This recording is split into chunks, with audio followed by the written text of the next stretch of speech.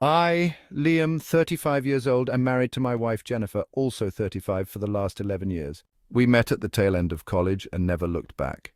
We dated for a year, had a 4-week engagement and got married. Our marriage has been pretty spectacular. It's not perfect, no one's is. We have our arguments, we get heated sometimes, but we are better at this marriage thing after being together for 12 years than we ever have been. Over the course of this time, we have gone on a lot of adventures and have quite a bit of savings.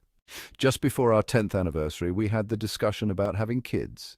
We've both agreed that one kid was enough. We also talked about when should we start. The consensus was that we should have one more child-free year. In this year, we would hit a lot of those bucket list items. We went skydiving, finally took that trip to Italy that was our dream vacation. We also did some typical things like a beach vacation and a couple of amusement parks. Our year wasn't just about us together, we also took some effort to do more with friends and each reconnected with some old friends. We didn't have bachelorette or bachelor parties, so we joked this year was our last year of freedom before we had kids. It was on our 10th anniversary, before this year of freedom, that our decisions would end up causing us the turmoil we're experiencing today. To give some background, my wife and I have always had a great bedroom life. We're both high libido and are into a lot of the same things. We are both aware that we each had a very active past prior to getting together. Nothing crazy. We each just had around a dozen partners prior to getting together, and we each had some special experiences back in college. Since getting together, though, it's been 100% just us. We planned a big day of activities for our 10th anniversary and had a lot of fun. It culminated in a fancy dinner and getting a suite at a nearby nice hotel. During dinner, my wife started asking me questions because she wanted to reminisce about our years together. This was really fun, actually, and we had a long, deep conversation about a lot of our favorite memories. Then my wife asked me, "What's something you miss about being single?" I replied, "Don't get mad at me, but one-night stands." She laughed, which made me feel better, and said, "Yeah, I kind of do too." This got the ball rolling on us, talking about what we liked about a one-night stand and reliving our first night together.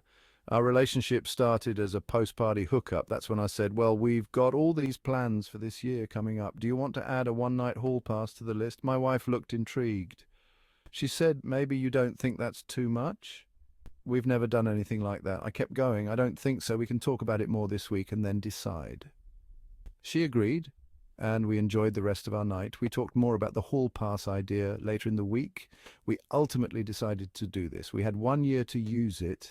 As we had agreed on our 11th anniversary, Jennifer would be going off birth control. There were ground rules. It was to be a one-night-only pass-off marriage with someone not in our lives. Be safe and smart. Must tell the other when you are using the pass. It can be in the moment like a chance meeting, but a text heads up at minimum was a must. Over this past year, we did all the adventures we planned. I got on the apps and put myself out there looking for a single one-night stand. It took a few months, but I lucked out and met an attractive 30-year-old woman. Her and her husband were opening their marriage. She wasn't sure what she was wanting out of their arrangement yet and thought just having a quick one-nighter would be a way to get her feet wet and figure herself out. I was like the perfect candidate, as one night was all I was offering. We met. It was a fun and exciting night. I was able to tell Jennifer ahead of time. She was excited for me, and when I got back the next day, she reclaimed me. I figured it wouldn't be long before she used hers. I was wrong. It wasn't until we were almost 11 months in that she said she was ready to use her hall pass. I had gotten to the point I was feeling guilty about using mine, thinking maybe she reconsidered and wasn't going to use hers at all. So when she told me she was ready, she also said it was a special situation and wanted to know if she was still inside our rules because she wasn't going to break those. She told me for the last 3 months there's been a 23-year-old intern, Wes, in one of the other departments at her company. They interacted some, but just about work, as her department and his often had to collaborate. She had been attracted to him, even more so after figuring out he wasn't an idiot, but new co-workers were bad choices. On top of that, he could potentially be hired at the end of his internship, and that's a big HR no-no. A few days ago, Wes came in and put in a notice that he would be ending his internship as he had been hired for a full-time position in the same field at another company. Their office was all the way across the city, so it would be unlikely for them to be bumping into each other. She wanted to know if this was out of our lives enough. I told her it sounded fine to me, just be safe and smart. She said she would. She wasn't going to proposition him until after his last day was over. Fast forward a week, and the day was here. At the end of the day, as Wes was leaving and had said his goodbyes to everyone, my wife told him she would walk him out. He thought that was weird. When they got to his car, she propositioned him about having a night of fun together. She told him she had one hall pass for one night and would get a hotel for them if he was interested. He was very interested, but also wasn't sure if it was true and didn't want to get involved in a marriage. My wife put me on a FaceTime call and the guy asked if it was real. I told him, yeah, I already used mine. You're her pick, so it's up to you. Jennifer told me he was very excited at that point. He followed her to a hotel and she came back the next morning, where I returned the favor by reclaiming her.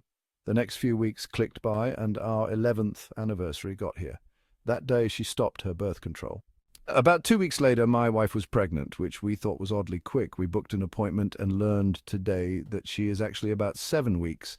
This lines up perfectly with her hall pass use, but we also have been having sex often around that time, including the next day. So now I have no idea what to do. She's pregnant and there is a chance it's not mine. I'm so stressed out. She said she needed to go for a walk to clear her mind. I'm just sitting here stewing, trying to figure out what I should do while waiting for her to come back. This is a total mess. After the walk, we had a long talk. I asked her if she used a condom. When with Wes, she said no.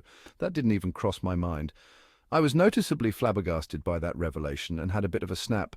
What the hell happened to safe and smart? Jennifer replied, "Is that what you meant by that? I thought you just meant make sure they're not a psycho. I was on the pill. I don't know why you're snapping at me. You know I've never made anyone use a condom before. Why the hell would I think to do that now?" I said, "Really, Jennifer, I don't know. Maybe because you're not 21 anymore and I thought you'd want to not get an STD. Jennifer started to tear up. "I didn't want anything like this to happen. I'm sorry. I really just didn't think about it. I mean, did you use condoms during your pass?" I answered, "Yes, all 3 times, like better safe than sorry." I paused. "I'm going to ask some things I never planned on asking. How many times did you two—" She looked up, eyes pointed up like she was thinking, 5? Goddamn.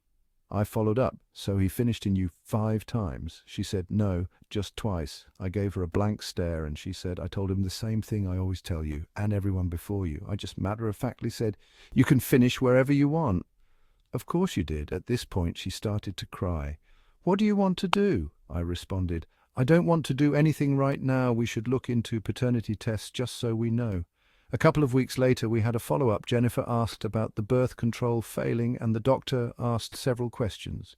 We figured out that the prescription athlete's foot med she had been on may make birth control less effective, though that is rare. Not rare enough, apparently. Afterwards, I asked if the pharmacist said anything to her when she picked up the script, and she said, "I don't know. I wasn't really listening. I'm also not surprised by this. I found the bottle, and yes, it had a birth control warning on it." I was about to ask about paternity tests when Jennifer cued me not to. When we left, I asked her why, and she said, "I don't want to spoil my pregnancy. It's probably yours. We had sex twice as many times around then, but if we get the test and it's not yours—" She teared a little. "Well, this is the only time I'm going to be pregnant. I'd rather believe I'm carrying your child than someone else's. I don't want to give that up. We've agreed we're keeping this baby. You've told me you don't want to separate. Can we just get the test done when the baby's here?" I agreed. I wanted her to enjoy her only pregnancy. We did all the normal things over the remaining months, got all the stuff for the nursery, the car essentials, and stocked up on diapers. We made plans, got a go-bag ready, and I baby-proofed the house the best I could. Our parents are extremely excited. They threw us a baby shower. The pregnancy was relatively smooth, and after 39 weeks, our beautiful baby girl, Willow, was born. As we were there in the hospital, Jennifer asked me if I'd like to get that paternity test while we're still here. I told her, "No, I don't care anymore. This perfect girl is mine. I don't need a test to tell me that. I'm her dad. She's my girl." Jennifer was so happy. I think it was what she always wanted to hear. We're going to take this baby home tomorrow and just enjoy every moment we have ahead of us. Besides, the likelihood this ever comes up again is pretty slim. Please like and subscribe. See you on the next one.